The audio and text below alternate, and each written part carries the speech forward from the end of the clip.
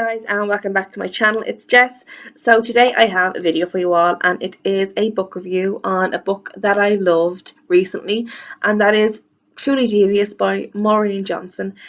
This is gonna be a non-spoiler review for the most half.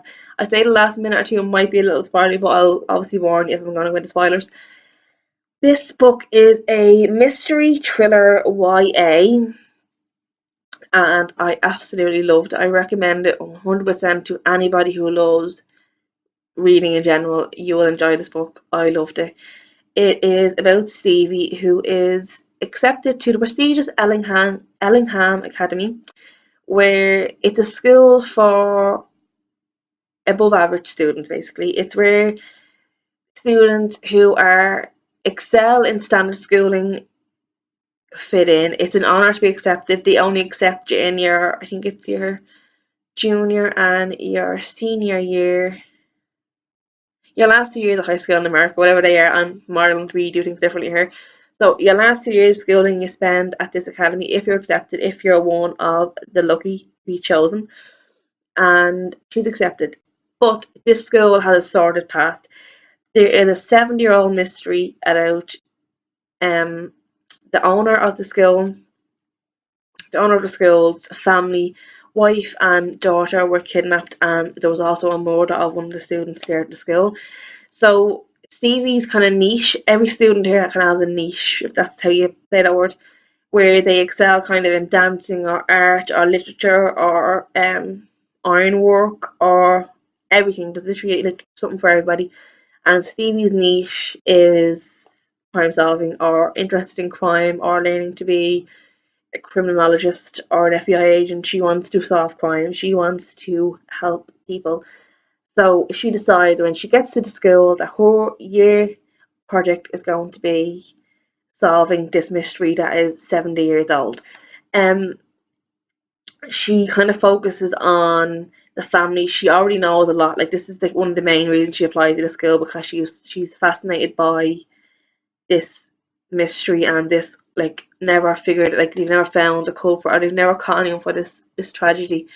So she is determined at this being her project. While she's there, while she's at the school, she has the usual. She has, like, she finds a guy she kind of likes, kind of hates, like she kind of hates to like him, and he's the same. She makes some great friends. Her family aren't great. They're not really on board with her becoming an FBI agent, or they find it weird that she finds like facts on like serial killers and stuff like really interesting. They're kind of put off by that, so they're not really happy she's there, but they're giving her a chance to be there and to try this out. So while she's there, another mystery, I'm not going to tell you what it is, but another event happens at the school which causes Stevie to kind of take a knock back, and she needs to figure out what's going on in her own life, and kind of puts this 70-year-old mystery back on, kind of on the back burner, but somehow they're connected. So she puts her head down and tries to figure it out. It's a great story all around. It's, you have two storylines, you have two time periods. Stevie's the main protagonist, and then it jumps a couple of chapters. Now it's not every other chapter. It's kind of like maybe three of Stevie and then one of like a short chapter of like 1936, and you get the point of view of a couple of characters from 1936 and 1937. You have the point of view of Albert Ellingham. He is the proprietor of the school. Flora, who is his wife's friend. Robert Marsh, who is his assistant, I think, or that's the FBI agent. Well, an assistant and an FBI agent. You have their kind of small point of views, and then you have at the very start of the book, you have the point of view of Dottie, who is the student who was involved in this tragedy. I'll say no more. It's a spoiler. So yeah, it's not, I find, like, when you're kind of reading a lot of point of views, it's kind of hard, but I found it really easy because it's the 1936 storyline is told kind of in order, so it's not jumping back and forth to different times, in that it's told from that night, from the night that his wife and his child went missing.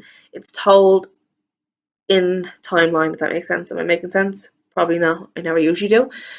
but it's really easy to follow. It's really interesting because the different time era and like the character references and like the people like everyone is famous that comes to this everyone that comes to Albert Ellingham's home for parties, which he had a party a couple of nights before his child and his wife went missing, are kind of famous. So like you hear references to a couple of people who were famous in the 1900s, which I find really interesting.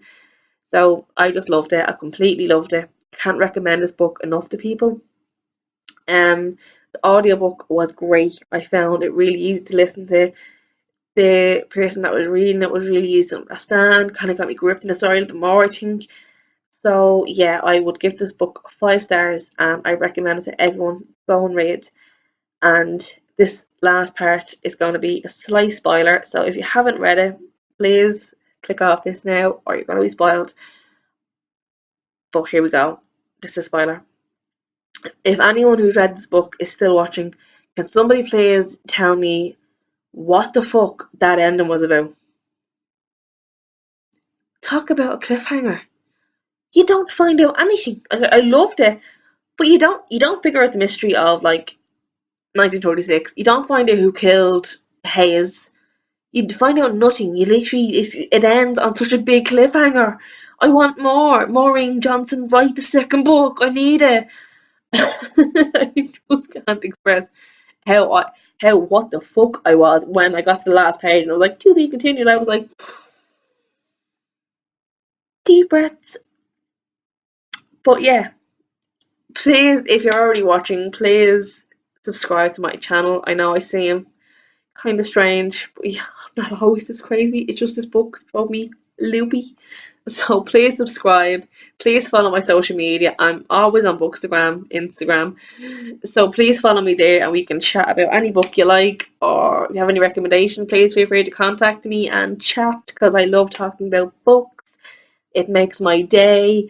And so yeah, I will talk to you all soon and see you all in my next video.